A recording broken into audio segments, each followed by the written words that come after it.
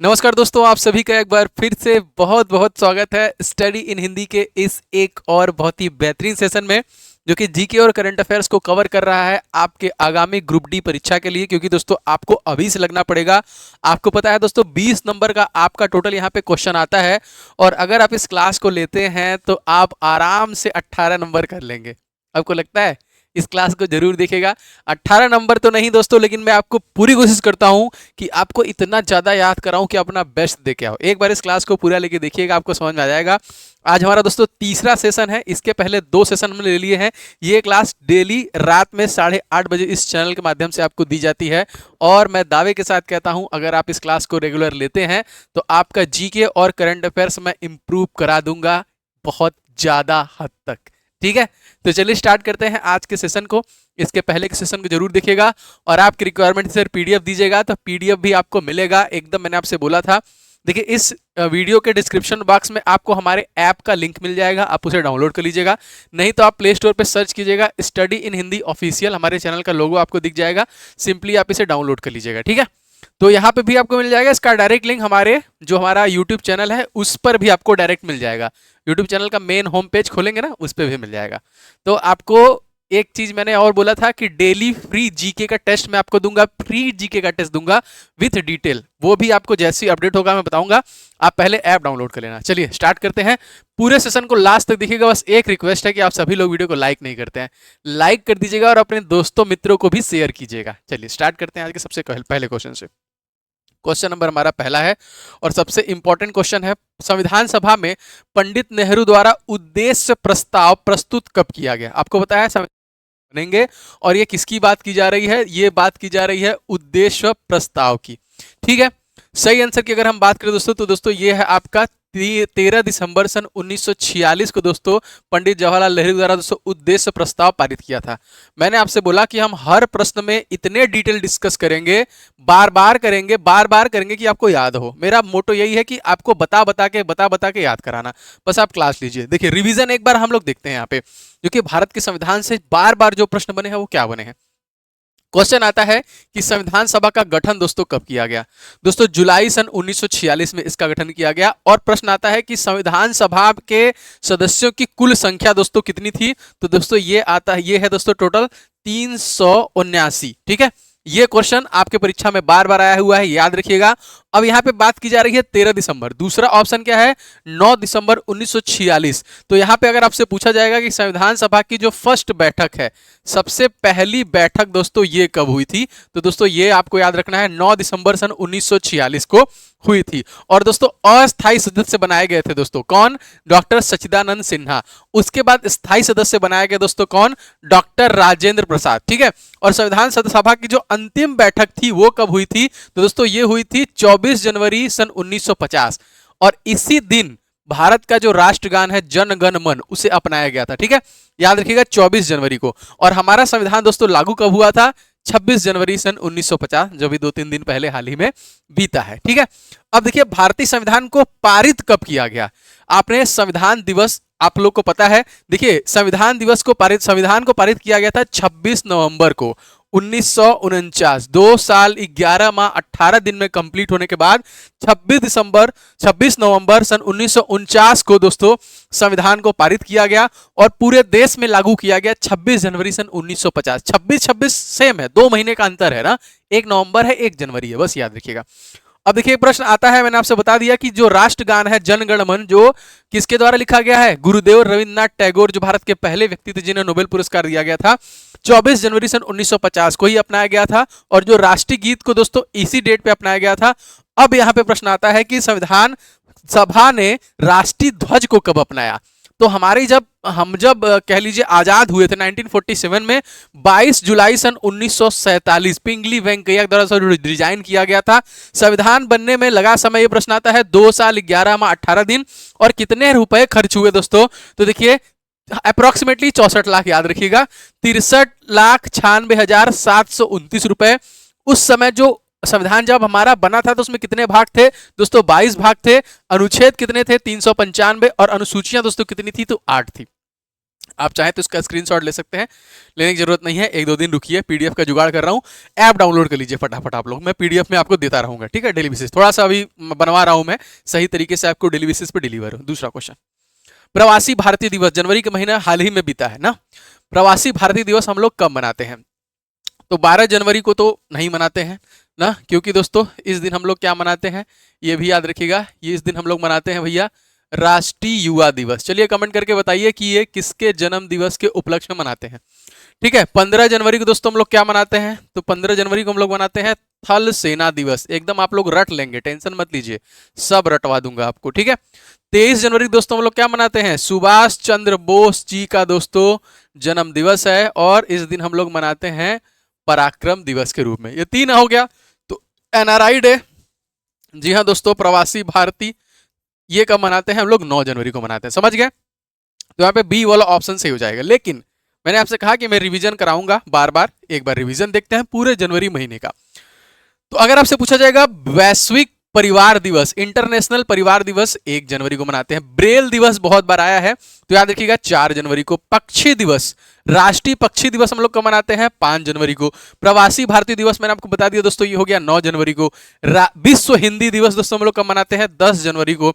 राष्ट्रीय युवा दिवस दोस्तों आपको 12 जनवरी, कमेंट करना है किसके जन्मदिन के उपलक्ष्य में मनाया जाता है। 15 जनवरी को थल सेना दिवस मनाते हैं। यहाँ पे देखिए 24 जनवरी को राष्ट्रीय बालिका दिवस, 25 जनवरी को मतदान दिवस, और इसी दिन दोस्तों टूरिज्म दिवस भी मनाया जाता है ना।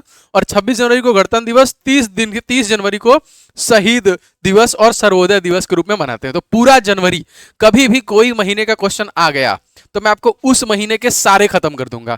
मैं ये नहीं कर रहा हूं कि आपको एक बार में याद हो जाएगा, बट मैं ये जानता हूं कि यही 5 बार आपको दिखाऊंगा तो 50% याद हो जाएगा, 10 बार दिखाऊंगा तो 100% याद हो जाएगा, मेरी गारंटी है। चलिए आगे बढ़ते हैं। राष्ट्रीय सुरक्षा गार्ड का दोस्तों महानिदेशक चुना गया किसे, उनका नाम दोस्तों क्या है? जी हाँ दोस्तों, सही आंसर की बात करेंगे तो ये हो जाएंगे, देखिए आपके बी श्रीनिवासन, ठीक है, बी श्रीनिवासन यहाँ पे हो जाएंगे राष्ट्रीय सुरक्षा गार्ड, राष्ट्रीय सुरक्षा गार्ड के महानिदेशक, ठीक है। थोड़ा सा यहाँ पे जो और ऑप्शन है वो भी इंपॉर्टेंट है आपके लिए। देखिए मैंने आपको एक आर्टिकल बताया था, आर्टिकल कौन सा बताया था, आर्टिकल नंबर 324 बताया था। इसमें दोस्तों कितने सदस्य होते हैं, 3 सदस्य होते हैं। उन तीनों सदस्यों में मुख्य चुनाव आयुक्त है ना, जिनको हम लोग बोलते हैं सीईसी, चीफ इलेक्शन कमिश्नर। ये दोस्तों कौन हो जाएंगे, तो ये हो जाएंगे दोस्तों आपका राजीव कुमार, ठीक है, सुखवीर सिंह और ज्ञानेश, ये 3 मेंबर हैं। ये तीनों मेंबर के आपको मैंने नाम बता दिए। और chief election commissioner, chief election जो इलेक्शन कमीशन है किस आर्टिकल के अंदर आता है, तो अनुच्छेद 324 के अंतर्गत आता है, इसको आप रट लीजिएगा। दूसरा राष्ट्रीय सुरक्षा गार्ड जो एनएसजी है, इसके महानिदेशक बी श्रीनिवासन है, ये भी आपको याद हो गया। एक चीज याद रखिएगा दोस्तों, इसकी स्थापना कब हुई थी, तो 1984 में दोस्तों इसकी स्थापना हुई थी, जिसका मुख्यालय नई दिल्ली में हो जाएगा, ठीक है। अब देखिए यहाँ पे इनका कार्यकाल कब तक चलेगा, बी श्रीनिवासन का, तो 31 अगस्त 2027 तक चलेगा। तो कोई बदलाव नहीं होगा, आपको बस इतना याद रखना है, 2-3 साल तक। अब हमारे ऑप्शन में एक और ऑप्शन दिख रहा है, संजय मल्होत्रा। अगर आप लोग करंट अफेयर से अपडेटेड हैं तो ठीक है, नहीं है तो अपडेट हो जाएंगे दोस्तों। संजय मल्होत्रा जो है दोस्तों हमारे भारत के 26वें आरबीआई गवर्नर हैं, ठीक है। जी हाँ दोस्तों, शक्तिकांत दास कौन थे, अगर आपसे पूछा जाएगा कि शक्तिकांत दास, क्योंकि ये पूछता है कि प्रीवियस कौन थे, तो शक्तिकांत दास दोस्तों 25वें थे। अब 26वें बन गए हैं कौन दोस्तों, ये है संजय मल्होत्रा। एक ऑप्शन और दोस्तों, उपेंद्र द्विवेदी दोस्तों, तो आपने नाम सुना होगा मनोज पांडे का, जो अब बदल गए हैं और हमारे तत्कालिक थल सेना अध्यक्ष, ठीक है, हमारे तत्कालिक जो है थल सेना अध्यक्ष दोस्तों कौन है, ये है उपेंद्र द्विवेदी। अब पूर्व में दोस्तों कौन थे, तो पूर्व में जो थे उनका भी नाम आप लोग याद रख लीजिएगा, ये हो जाएंगे आपके मनोज पांडे, ठीक है। तो वीडियो को एकदम लाइक करते रहिए, शेयर करते रहिएगा अपने दोस्तों के साथ। चलिए, वित्त मंत्री निर्मला सीतारमण ने कहां पर जीएसटी भवन का उद्घाटन किया, वित्त मंत्री का नाम आता है तो अलग से टेंशन हो जाता है ना, मिडिल क्लास की तो बजा के रखी है इन्होंने। सही आंसर की बात करें तो यहाँ पे देखिए उदयपुर, जो कि राजस्थान, उदयपुर को हम लोग एक और नाम से जानते हैं ना। चलिए आप लोग देखते हैं किस नाम क्या बोलते हैं, एक इसका नीक नेम है, बहुत इंपॉर्टेंट, कमेंट करिएगा, मैं सबके कमेंट देखूंगा और लाइक भी करूंगा ना, तो जरूर कमेंट कीजिएगा। बाकी दोस्तों वाराणसी आपका उत्तर प्रदेश में है, गांधीनगर गुजरात में है, लखनऊ भी आपका उत्तर प्रदेश में जो कि कैपिटल है। और यूपी की बात करें तो यूपी के सीएम दोस्तों कौन है, तो यूपी के सीएम है योगी आदित्यनाथ, ठीक है। और यहाँ के गवर्नर दोस्तों कौन है, तो AB पटेल, मतलब आनंदीबेन पटेल यहाँ पे दोस्तों गवर्नर हो जाएंगे।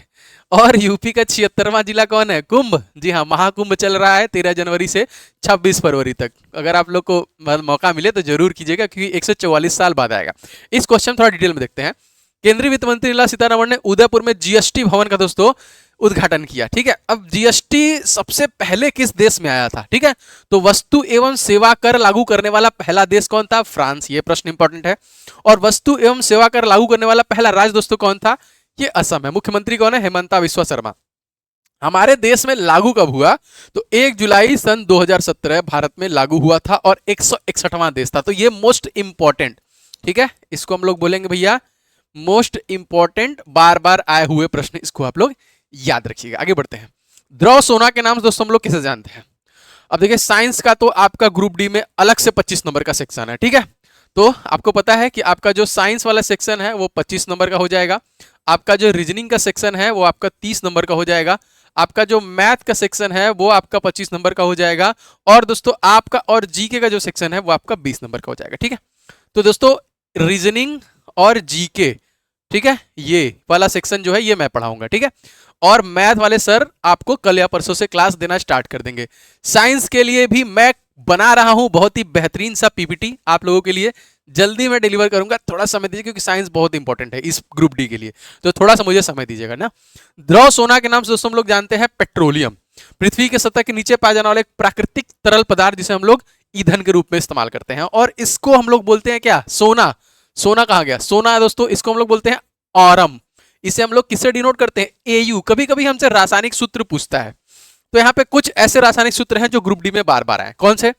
हास्य गैस, हंसाने वाली गैस, नाइट्रस ऑक्साइड, देखिए आपका N2O, ठीक है, ozone O3, ammonia NH3, methane gas CH3, ठीक है, आपका देखिए यहाँ पे हो गया सिंदूर, ये हो गया आपका HGS, ये CH3 होगा कि CH4 होगा? चलिए भैया, थोड़ा सा आप लोग को भी कंफ्यूज करना जरूरी है ना। बायोगैस, गोबर गैस, मीथेन गैस का बताइएगा। भारी जल, देखिए ड्यूटेरियम ऑक्साइड D2O, और जल क्या है? H2O है। साधारण नमक NaCl, शुष्क बर्फ CO2, सिरका CH3COOH, ठीक है, लाल दवा KMNO4 ना। अब यहाँ पे देखिए धावन सोडा Na2CO3, और कार्बन डाइऑक्साइड CO2। ये सब आप रिवीजन करते रहिए ना, PDF में आपको दे दूंगा एप्लीकेशन पे, नहीं तो स्क्रीनशॉट भी ले सकते हैं। जनगण मन का नारा दोस्तों किसने दिया? बहुत ही बेहतरीन क्वेश्चन है, और आपको पता है हमारे भारत के पहले नोबेल पुरस्कार विजेता रविंद्रनाथ टैगोर, ठीक है, इनको दोस्तों कब मिला था?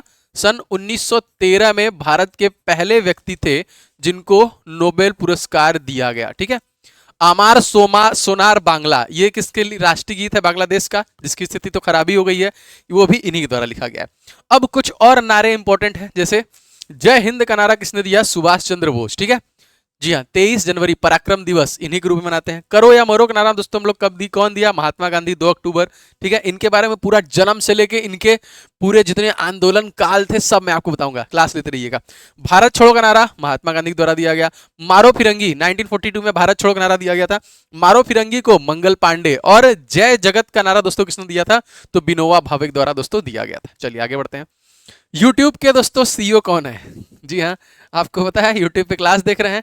फिलहाल तो इस क्वेश्चन में सही आंसर दोस्तों हो जाएगा आपका Neal Mohan is the right answer. ठीक है, B is the right answer, जो यूट्यूब के तत्कालिक CEO है। जेफ बेजोस दोस्तों कौन है? तो ये है Amazon का नाम आप लोगों ने सुना होगा, नदी की बात नहीं कर रहा हूं, वो जो शॉपिंग वेबसाइट है इसके फाउंडर हैं। और इसी के Amazon के ही चीफ एग्जीक्यूटिव ऑफिसर, मुख्य कार्यकारी अधिकारी बोले तो CEO कौन है? Andy Jessie. और दोस्तों अगर आपसे पूछा जाएगा ट्विटर के मालिक दोस्तों कौन है? ट्विटर के मालिक दोस्तों कौन है? तो ये हो जाएंगे एलन मस्क ना। और कहीं ना कहीं ट्रंप इस बार जो जीते हैं, देख रहे हैं कितने खुश थे ये, तो याद रखेंगे। अब YouTube जो हमारा एक वीडियो स्ट्रीमिंग प्लेटफॉर्म है, इसे शुरू कब किया गया? तो 14 फरवरी सन 2005 में। इसका पहला वीडियो देखा आपने? एक चिड़ियाघर का है। और संस्थापक इसके जो है देखिए, चाड हार्ले, स्टीव चैन और जावेद करीम। इसका मुख्यालय कैलिफोर्निया अमेरिका में है। चलिए आगे बढ़ते हैं। गूगल के वर्तमान CEO दोस्तों कौन है? तो फिलहाल सही आंसर की बात करेंगे तो सुंदर पिचाई सही हो जाएंगे, जो कि गूगल के वर्तमान जो कि चीफ एग्जीक्यूटिव ऑफिसर हैं, जो कि भारतीय मूल के हैं। ठीक है, मार्क जुकरबर्ग दोस्तों ऑल्सो फाउंडर ऑफ फेसबुक। ठीक है, अगर आपसे पूछा जाएगा दोस्तों तो फेसबुक के फाउंडर हो जाएंगे। जैन कॉम जो है दोस्तों, व्हाट्सअप आप इस्तेमाल करते हैं? व्हाट्सअप ना, तो व्हाट्सएप का दोस्तों जो है फाउंडर है, जैन कॉम जो है व्हाट्सएप के फाउंडर है। केविन सिस्ट्रॉम एंड माइक क्राइक ना इस समय बहुत फेमस है ना इंस्टाग्राम का रील। तो अगर आपसे पूछा जाएगा कि इसके फाउंडर दोस्तों कौन है इंस्टाग्राम के, ठीक है, मैंने बोला मैं आपको इतना रिवीजन कराऊंगा ना कि आपके दिमाग में घुसा दूंगा। केविन सिस्ट्रॉम और माइक, हेलो हेलो माइक ना, माइक माइक कहाँ बोलते हैं, इंस्टाग्राम पे बोलते हैं, माइक क्राइड, ये इंस्टाग्राम के फाउंडर हो जाएंगे। अब हम बात करें गूगल की, तो सबसे बड़ा सर्च इंजन है जो कि पूरी दुनिया का वो है ये, जिसे 4 सितंबर सन 1958 4 सितंबर सन 1958 को स्थापित किया गया सरजेई और लैरी पेज के द्वारा, ठीक है। और कैलिफोर्निया में इसका भी हेडक्वार्टर है और इसकी पेरेंट कंपनी है अल्फाबेट इंक, जो कि बाद में आई है। होता है ऐसा जनरली है ना, जिससे मेटा आया है फेसबुक का अभी, पहले बच्चे ने जन्म हुआ बच्चे का, फिर बाप का जन्म हो रहा है, ये पेरेंट कंपनी है। चलिए याद रखेंगे। पंजाब के दोस्तों मुख्यमंत्री कौन है, एलिमिनेट कर सकते हैं हम लोग, कर लीजिए, अगर नहीं याद है तो याद हो जाएगा। मोहन यादव, मैं आपको पिछले क्लासेस में बता चुका हूं कि ये है मुख्यमंत्री। एमपी के पहले जो थे शिवराज सिंह चौहान, भारत के तत्कालीन कृषि मंत्री हैं वो। सुखविंदर सिंह दोस्तों, सुखविंदर सिंह सुक्खू कहाँ के भैया, एचपी के हैं, हिमाचल प्रदेश के मुख्यमंत्री हैं। पुष्कर सिंह धामी, पुष्कर सिंह धामी बोले तो पुष्कर झुकेगा नहीं, ठीक, उड़ गया क्या कॉल, नहीं, ठीक है। पुष्कर सिंह धामी दोस्तों कौन है, यूनाइटेड किंगडम, सॉरी ये है उत्तराखंड हमारे भारत का। तो एलिमिनेट तो हो गए, तो बचा कौन, यहां सही आंसर हो जाएगा, यहाँ पे देखिए भगवंत मान हो जाएंगे मुख्यमंत्री पंजाब राज्य के, जो कि आम आदमी पार्टी से हैं। मोहन यादव, मोहन यादव जो है ये आपके एमपी के हैं, जो कि भारतीय जनता पार्टी से हैं। सुखविंदर सिंह कांग्रेस पार्टी से हैं। पुष्कर सिंह धामी जो है ये भी भारतीय जनता पार्टी से। धार्मिक कार्यों की प्रबंध की स्वतंत्रता किस अनुच्छेद में दी गई है, आर्टिकल बहुत इंपॉर्टेंट है, ठीक है। सही आंसर की बात की जाए तो दोस्तों अनुच्छेद 26 में दोस्तों स्वतंत्रता आपको दी जाती है। कुछ ऐसे हम यहाँ पे अनुच्छेद देखते हैं जो बार बार पूछेंगे, जैसे कुछ दशाओं में गिरफ्तारी के संरक्षण है आपका 22 में। मानव के दुर्व्यापार और बाल आश्रम ये दोस्तों किस संबंधित है, आर्टिकल नंबर 23 से। कारखानों में बालक का नियोजन प्रतिशत दोस्तों ये किसमें है, आपका 24 में। धर्म का आचरण और प्रचार की स्वतंत्रता दोस्तों कौन देता है, ये आपका 26 देता है। आर्थिक कार्यों धार्मिक कार्यों में प्रबंध की स्वतंत्रता कौन देता है, 26 देता है। अल्पसंख्यक वर्गों के हितों का संरक्षण दोस्तों 29 में है। शिक्षा संस्थानों और स्थापना और प्रशासन करने वाली अल्पसंख्यक वर्गों का अधिकार कौन देता है, तो अनुच्छेद 30 देता है। आपको मैं पूरी आर्टिकल रटवा दूंगा, बिल्कुल टेंशन मत लीजिए, रेगुलर क्लास लीजिएगा, बस मैं यही बोलूंगा आपसे। आगे बढ़ते हैं। हाल ही में किस राज्य सरकार ने महिलाओं के विवाह की न्यूनतम आयु 18 से बढ़ाकर 21 कर दी, चलिए बढ़िया बात है दोस्तों, ये हो जाएगा आपका हिमाचल प्रदेश हो जाएगा। यहाँ पे डी, गवर्नमेंट कौन है, सुखविंदर सिंह सुक्खू है यहाँ पे। तो हिमाचल प्रदेश में महिलाओं के विवाह की न्यूनतम आयु बढ़ा के 21 कर दिया। और दोस्तों इसकी राजधानी क्या है, धर्मशाला और शिमला, मुख्यमंत्री बता दिया। और याद रखेंगे शिव प्रताप शुक्ला यहाँ के गवर्नर हो जाएंगे, ठीक है। और दोस्तों ये लैंगिक समानता और उच्च शिक्षा के पहुंच को बढ़ावा दिया जाए, इस वजह से ऐसा किया गया है। तो हिमाचल प्रदेश, एक मिनट, हाँ क्या बल बताओ, नहीं नहीं, ठीक, सॉरी। तो देखिए दोनों चीज याद रखिएगा, मुख्यमंत्री हैं यहाँ पे सुखविंदर सिंह सुक्खू और राज्यपाल कौन है, शिव प्रताप शुक्ला। चलिए, हाल ही में माउंट किलीमंजारो पर चढ़ने वाले सबसे कम उम्र के एशियाई व्यक्ति दोस्तों कौन बने हैं। आपने गाना सुना होगा, किलीमंजारो लड़की पर्वत से यारो, उसका रूप निहारो निहारो, रोबोट रजनीकांत। सही आंसर हो जाएगा यहाँ पे Tegveer Singh is the right answer. Mount Kilimanjaro पर चढ़ने वाले सबसे कम उम्र के एशियाई हैं। अगर इसकी हाइट की बात की जाए तो 5895 मीटर दोस्तों हो जाएगा, जो कि अफ्रीका के सबसे ऊंची चोटी है, जो तंजानिया में स्थित है। अल्पसंख्यक के वर्गों को अभी मैंने बता दिया है। वर्गों के हितों के संरक्षण के बारे में किस अनुच्छेद दोस्तों प्रावधान दिया गया है, तो दोस्तों ये दिया गया है 29 में ना, अल्पसंख्यक के वर्गों के हितों के बारे में। विजडन ट्रॉफी दोस्तों किस खेल से संबंधित है, ट्रॉफी और संबंधित खेल, ये प्रश्न आते हैं बहुत ज्यादा दोस्तों, ये क्रिकेट से संबंधित है, ठीक है। अब यहाँ पे मैंने आपको सारे ट्रॉफियां और खेल लिया जिनका रिवीजन देखते हैं। अब देखिए मैं आपको छाट देता हूं जो आपको थोड़ा, जैसे क्रिकेट की हम लोग बात कर रहे हैं ना, अभी हम लोग इसमें से क्रिकेट की ही बात करेंगे और कोई बात नहीं करेंगे, ठीक है। तो अगर आपसे पूछा जाएगा दोस्तों दिलीप ट्रॉफी का संबंध किससे है, तो दोस्तों ये हो जाएगा आपका क्रिकेट से, ठीक है। हाँ, दिलीप ट्रॉफी का संबंध किससे है, क्रिकेट से हो जाएगा। अब अगर आप सोचिएगा, देखिए यहाँ पे शाहजहां कप दोस्तों, ये किससे संबंधित है? ये भी आपका क्रिकेट से है। रणजी ट्रॉफी दोस्तों किससे संबंधित है? ये देखिए आपका क्रिकेट से संबंधित है। सिंगर ट्रॉफी दोस्तों किससे संबंधित है? तो देखिए ये भी आपका क्रिकेट से ही संबंधित है। अगर हम हॉकी की बात करेंगे तो आगा कप हो जाएगा, ध्यानचंद्र ट्रॉफी दोस्तों हो जाएगा, सिंधिया गोल्ड कप हो जाएगा, आपका संतोष ट्रॉफी हो जाएगा, डूरन ट्रॉफी हो जाएगा, सॉरी हॉकी नहीं, डूरन नहीं होगा, चैंपियन ट्रॉफी दोस्तों आपका यहाँ पे हो जाएगा। और आपका यहाँ पे, अच्छा सॉरी मैंने, हाँ हॉकी ही है सारा। और देखिए यहाँ पे एक और है आपका नेहरू ट्रॉफी, जो बहुत ज्यादा फेमस है, याद रखिएगा। ये सारे के सारे हॉकी से संबंधित है, ठीक है। भारत के नए रक्षा मंत्री दोस्तों कौन बने हैं, इनका नाम आपको बताना है। तो रक्षा मंत्री अभी भी जो पुराने वाले थे वही हैं, कोई बदलाव नहीं किया गया, लेकिन हम लोग एलिमिनेट कर सकते हैं ना। अमित शाह दोस्तों कौन है? भारत के तत्कालिक कौन है? होम मिनिस्टर हो जाएंगे, ठीक है। राजनाथ सिंह ही हमारे भारत के तत्कालिक डिफेंस मिनिस्टर हो जाएंगे। अन्नपूर्णा देवी जो है दोस्तों, ये वुमेन वेलफेयर, महिला एवं बाल विकास मंत्री हो जाएंगे। और धर्मेंद्र प्रधान दोस्तों हमारे कौन हो जाएंगे? तो भारत के तत्कालिक शिक्षा मंत्री हो जाएंगे। तो चारों आपको याद हो गया? नहीं याद हुआ, बार बार हम लोग रिवीजन करके याद कर लेंगे। फिलहाल इस क्वेश्चन में राजनाथ सिंह सही हो जाएंगे, ठीक है। तो अमित शाह दोस्तों हमारे कौन से मंत्री हो गए? ये हो गए गृह मंत्री। अन्नपूर्णा देवी जो है दोस्तों, ये हो जाएंगी आपकी महिला एवं बाल विकास, ठीक है। और धर्मेंद्र प्रधान दोस्तों हमारे तत्कालिक कौन है? तो ये भारत के हो जाएंगे शिक्षा मंत्री हो जाएंगे, ठीक है। जलियांवाला बाग हत्याकांड कब हुआ? क्वेश्चन को ध्यान से देखिए। जलियांवाला बाग हत्याकांड, जी हाँ मैं गया हूँ वहाँ पे, विजिट किया हूँ, आप जाएंगे आपकी आंखें भर जाएंगी। तो यहाँ पे एक कह लीजिए गाली तो देने का मन कर रहा है, लेकिन नहीं दे सकते। 13 अप्रैल याद रखिएगा, ये तो इंपॉर्टेंट है, ठीक है, क्योंकि सारे ऑप्शनों में आपका 13 अप्रैल है।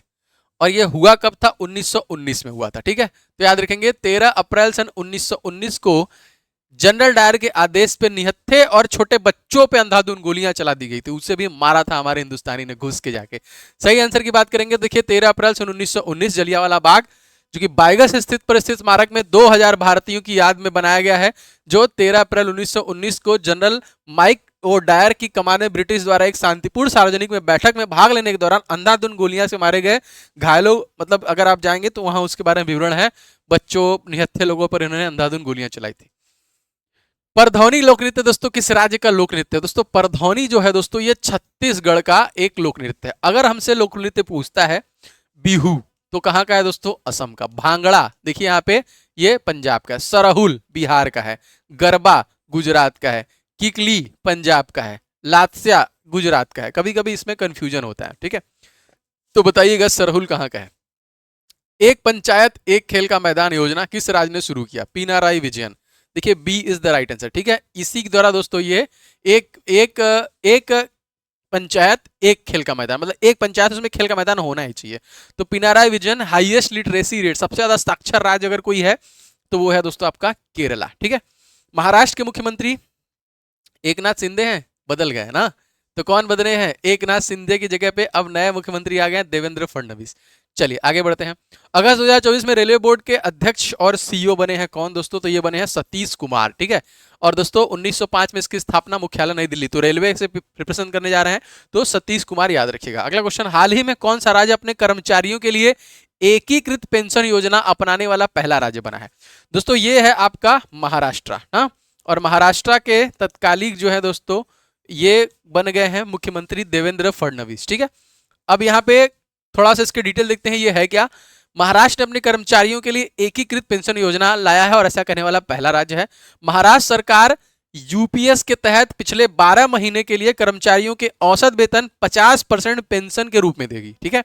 यह योजना अगले वित्तीय वर्ष, मतलब ये जो चल रहा है आपका 2025, 1 अप्रैल 2025 से 1 अप्रैल तक आपका पेपर भी आ जाएगा, तो समय नहीं है ना, पढ़ते रहिए।